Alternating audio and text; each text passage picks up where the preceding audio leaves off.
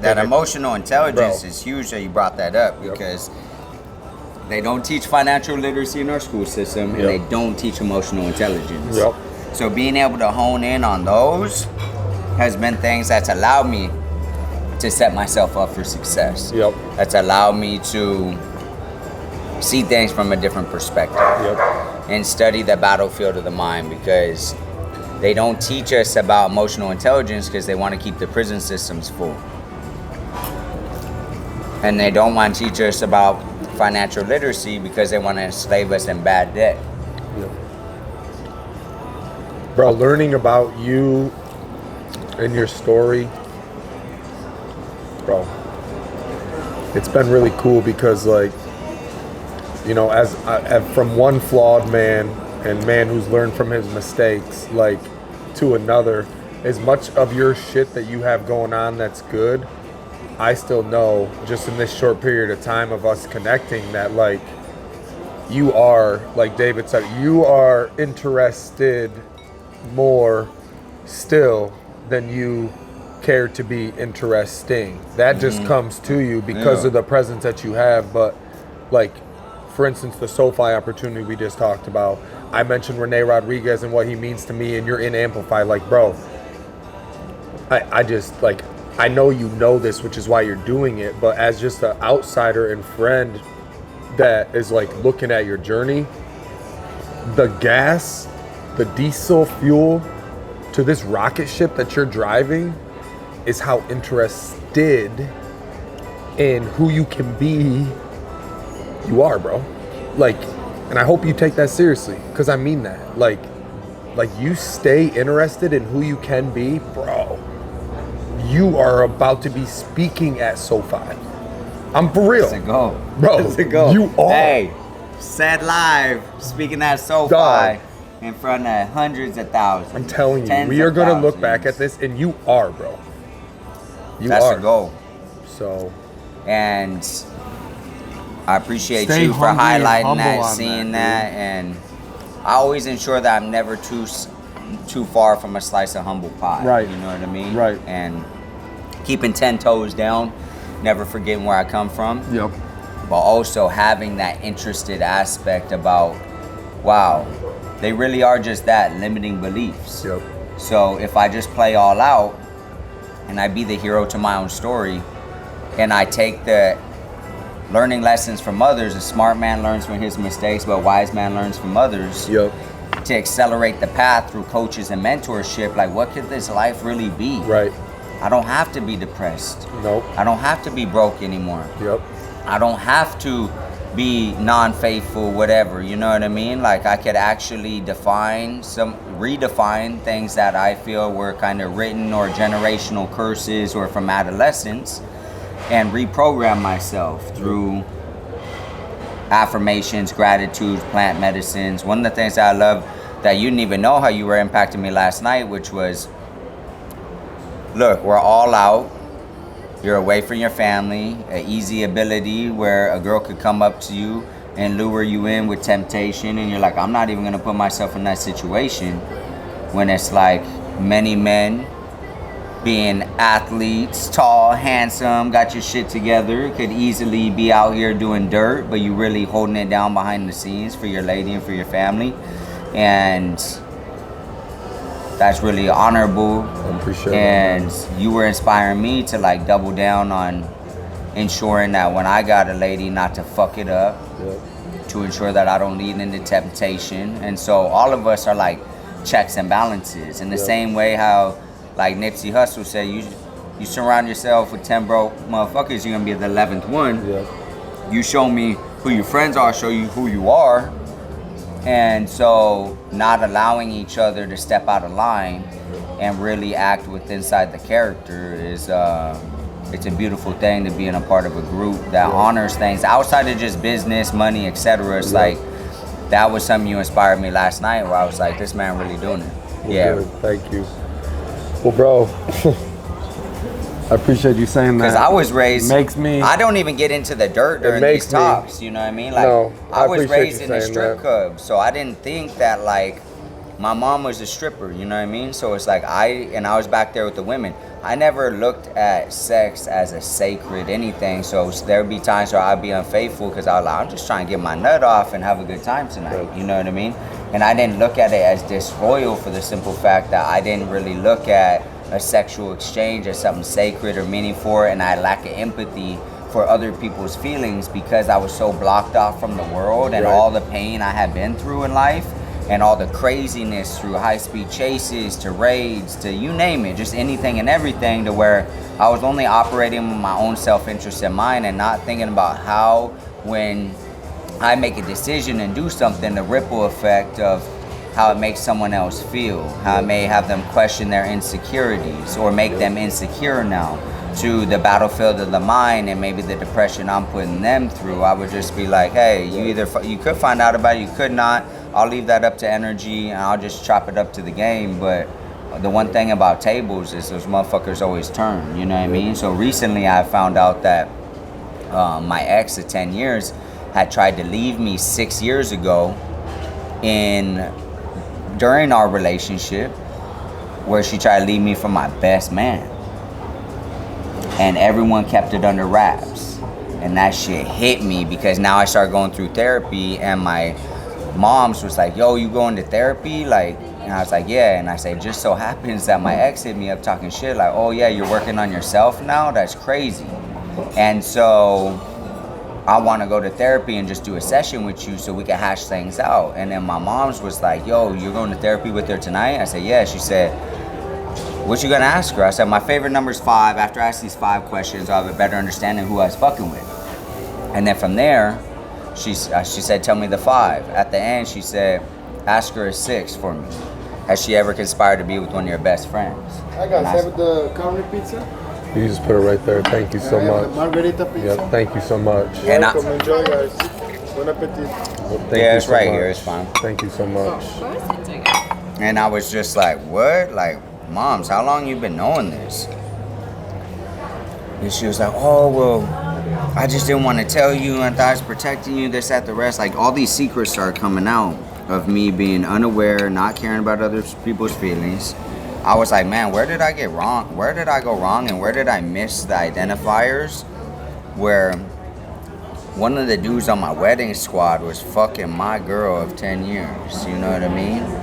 And it sent me for a deep spiral. I cut a lot of people out of my life. I didn't talk to my own moms for a while. And I take self-responsibility for pushing a woman to a point where she sought out outside of myself, you know what I mean? And so it just goes full circle. When you were saying that, I'm going through my whole shit about what I've been going through the past 4 or 5 months after I found that out. I called this dude before and I said, hey homie, put on your FaceTime because I ain't got enough time to come and see you in person. Like, what the fuck is up with this that I just heard? Yep. And he straight up told me, he said, hey homie, I ain't responsible. He said, hey homie, I ain't responsible for your feelings. And I said, what the fuck do you think your brother's keeper means, homie? Like, you ain't responsible for my feelings. If you're on the wedding squad, you have the responsibility to uphold the highest level of commitment and dedication to me and our shit. So cutting him out, my other dude that known for all these years, my mom's, my stepdad, my ex, my everything got turned upside down. My grandma and my grandpa were squatting in one of my properties, running up the water bill, turning on the water and leaving the house for 10 hours when they pay no rent since October. Wondering why my water bill is like $2,500 on this property. Like, just so much shit, right? Like my sister moving out because she felt like, man, I've been helping out so many people and they're all shitting on me at one moment and just destroying me from the inside out. So I've really been going through a lot. But to self-reflect on a long-winded answer about how you helped me last night without even knowing it, bro, was you leading by example. It means a lot to me, bro. And I low-key, like,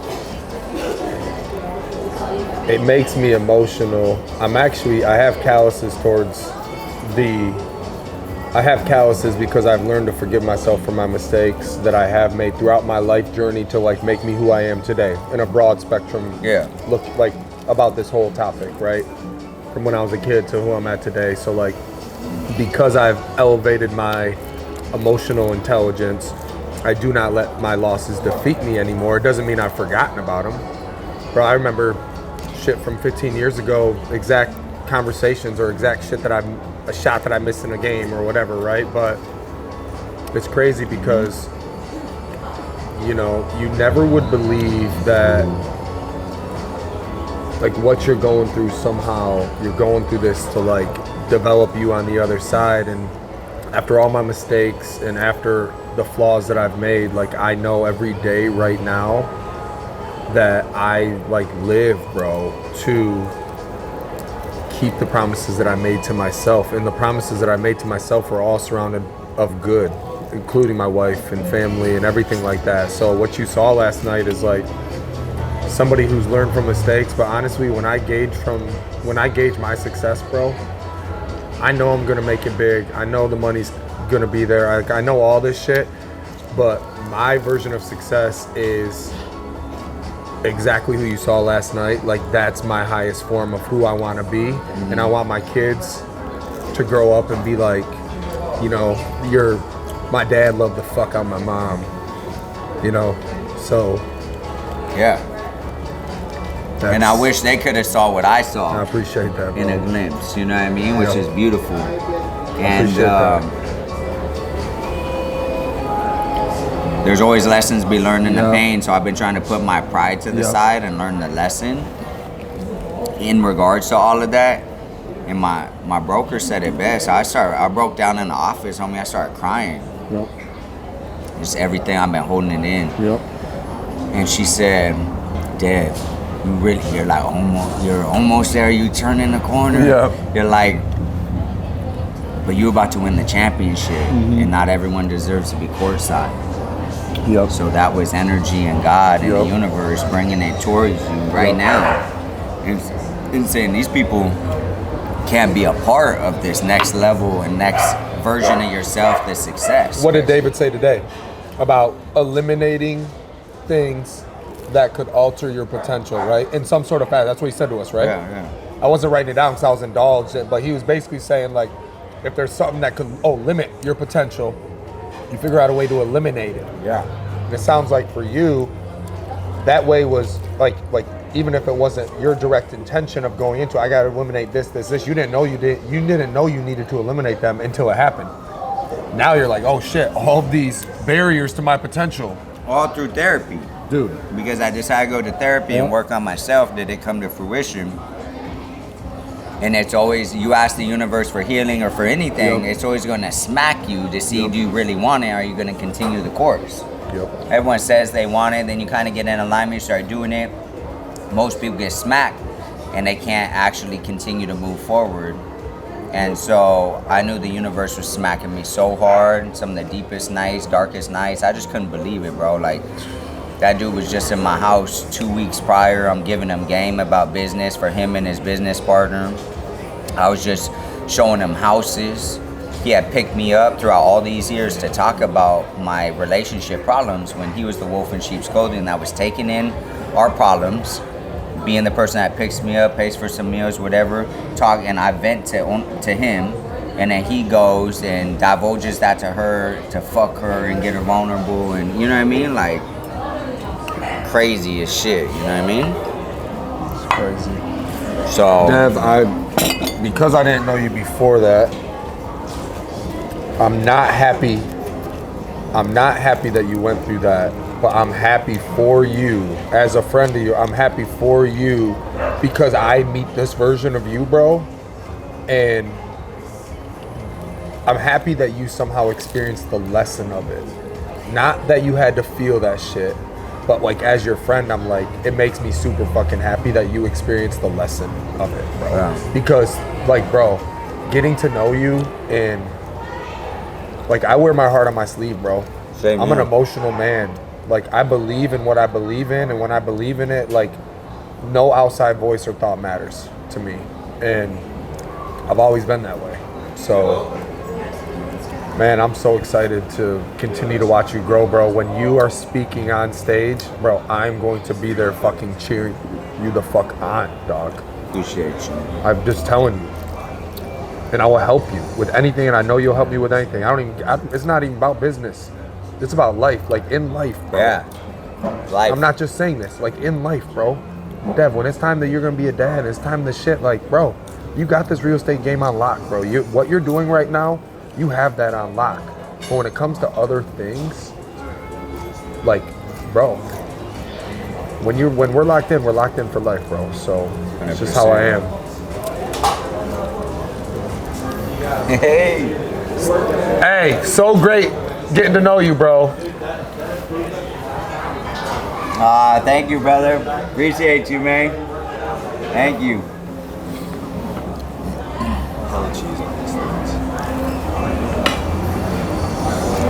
I'm so glad we did this, and I get to experience. I get to watch this and get to experience how I'm feeling right at this moment, all over again. I was gonna record it like everything. Yes. Chop like the fire bits. Yeah. Those are gonna be the shorts. 100%. But you know, we started that thing on YouTube, like Let's Talk. Where you sitting down. Yep. It's like perfect. It is, yo. I'm gonna get another piece of pizza.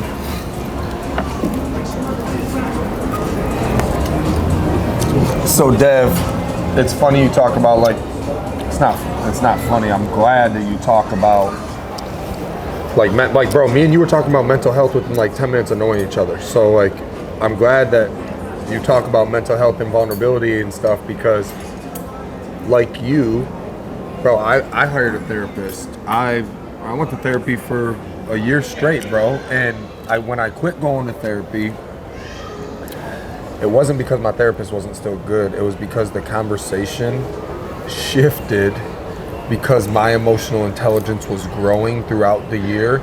That once the conversation shifted to like talking about like me coming up with the ideas of talking about, I got addicted to going into those deep dives of understanding yourself, which when I went to therapy, it wasn't what we were talking about. It was the skill set that I learned on how to truly self-reflect and self-talk and figure out answers that you don't need other people to figure out for you. We all have those answers inside you. You just need to figure out how to expose them to yourself. So I went through therapy, and I will tell you, bro, like I'm so glad I did, bro.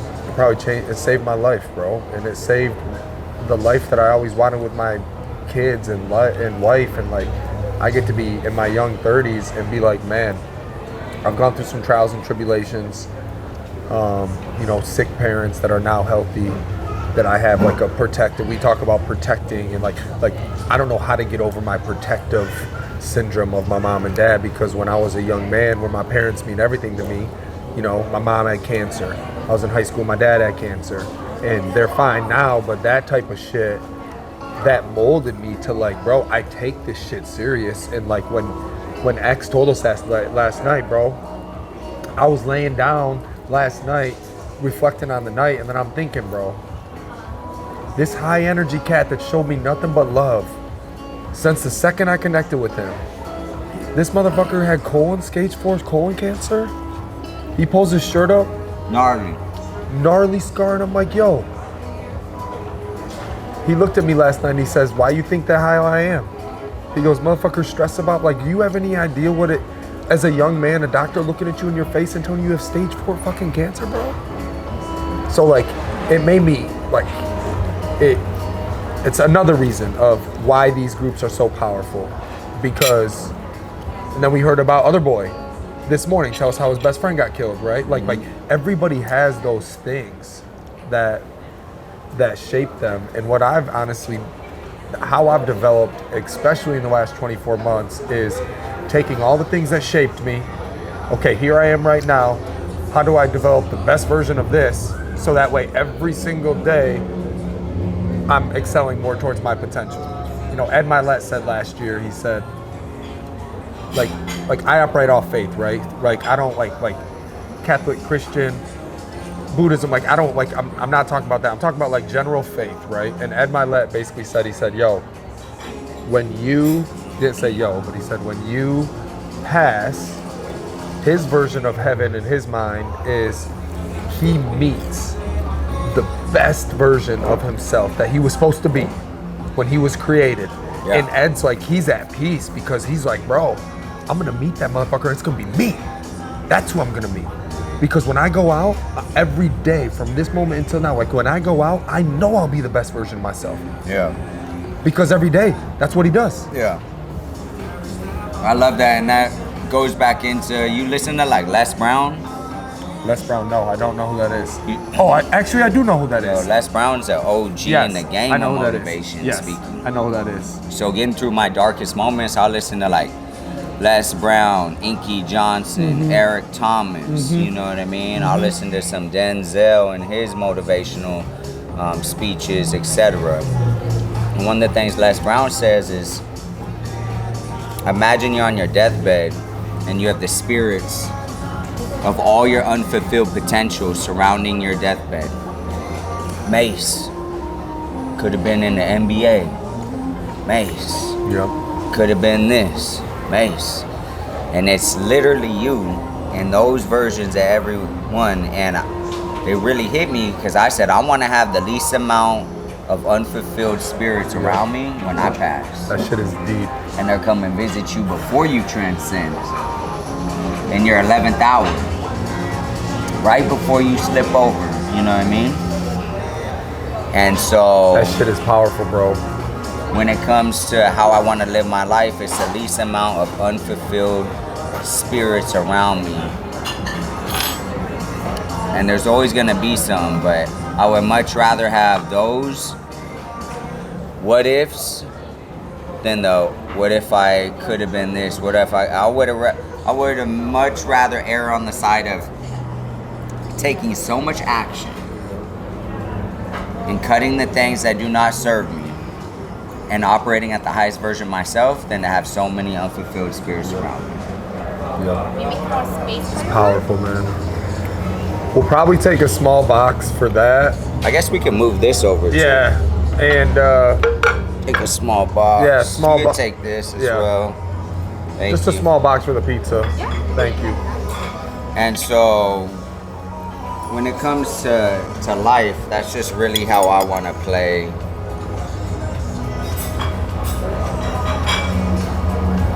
By the rules, and that's where it goes to show the power of social media. I would have never known who Les Brown was if it wasn't for YouTube, man. You know, Inky Johnson. I can't wait to meet that man. I remember. I think I told you to follow him or look him up. Fuck, bro. Inky is. I've been following him since inception of social media. Yeah, maybe it was someone else then I never heard of him, and I like, bro, his story. For 10 years I've been listening. Bro, his story is insane, bro. He's such a powerful speaker, bro.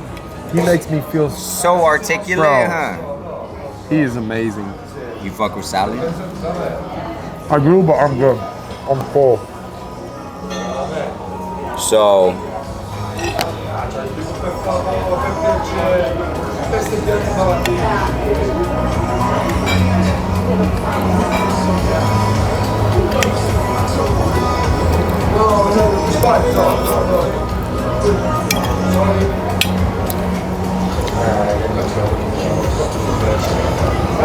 Man, this was awesome. Noah's chopping up our walk yesterday. It's gonna be dope. That's gonna be a dope first collab. yeah, it is. Good edit on Huntington Beach. Yeah, let's collab each other on the gram so that yeah. our followers. Neil overlap. Neil and Renee are gonna see us two on the collab, and bro, they're gonna love it.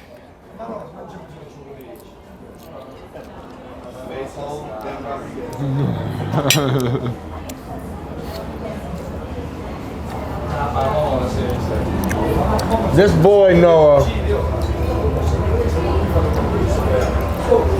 You ever? All right, so you can relate, but you're hooping, going crazy, can't miss. Next thing you know, it's like You're like watching yourself. You're out of body. Like you're watching yourself. You're unconscious, right? You're watching yourself just perform at an extremely high elite level. Outer body, that's what they call that, right? Yeah, out of body. This boy was out of body, out of planet, out of universe yesterday, boy. He's watching himself articulate his message, and then, bro, and everyone's like on the edge of their seat. Wait, what's he gonna say, bro? And then, like, bro, I'm telling you, all of the chin up, like, bro, dog. His body language of the chin up, the tone of his voice, his pauses, like, and yesterday, so like, you'll see it, right? You're gonna see it because it's gonna be on. Yeah, Neil got the content or whatever. But bro, it was really powerful, and he ends it with, and now I'm a millionaire, and I'm just getting started. I jumped up like, ah! X ran out of his seat, bro. Yeah, He's like, oh. Yeah, on the table. I was gonna drop it, but I was like, I don't want to break their No, equipment. yeah. They're like, bro, we're never letting Hey, them. you better Venmo me $250. Yeah.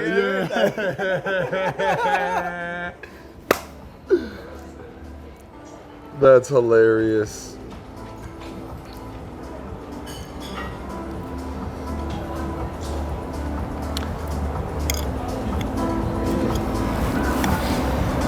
Yeah, a lot of potential in the other people of our group too. That is like real. Mm-hmm. You know? I love the aspect. I really think it should be a thing to have a whole. You could bring in outside speakers, that's cool. And they're lethal and all that. But to have other people share, work on their stuff and put them in a position where even if you're not the most polished, even if you're not this or that, like get the reps in with us. Yep. Bro, you're like, spot that'd on. be sick. Bro, you're spot on. Yo, low key, What? Kenny yesterday was, and he's got a lot of real estate, right? Yeah. Like, bro, that was pretty cool. Kenny is hot. Bro. Hot, bro. Good ass dude. He spent some time with me this morning, giving me advice on a couple different programs. Nah, he's a real one. That's what I'm trying to get to, homie, where it's like, yeah, I rant mine. Yeah. Yep. But also goes into my consultation process. My number one thing, my presentation, I say, only the extremely wealthy do I feel have the opportunity or the affordability to rent. Exactly. Only the extremely wealthy. Exactly. Or else it don't make sense. Yeah.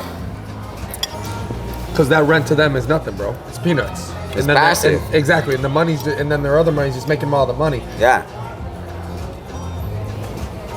So. These bikes are dope. Check these bikes out. Hey, those things will zoom, Oh, bro. yeah. That little I'm Frenchie way too just big to be chilling. on them things, bro. Does So it? glad we came to this spot. Everything was good, The bro. other things that just reminded me, I had like 12, 13 kids roll up on those in the neighborhood because at every open house or every listing I do, the very first open house, I do a mega open house where I bring in a taco stand. We do the whole taquero. We serve the whole community. And everyone, you can send your kids over to get tacos. That's fucking Everyone dope. gets tacos. And it's like, hey, we got open house, come taco about it. You know what I'm saying?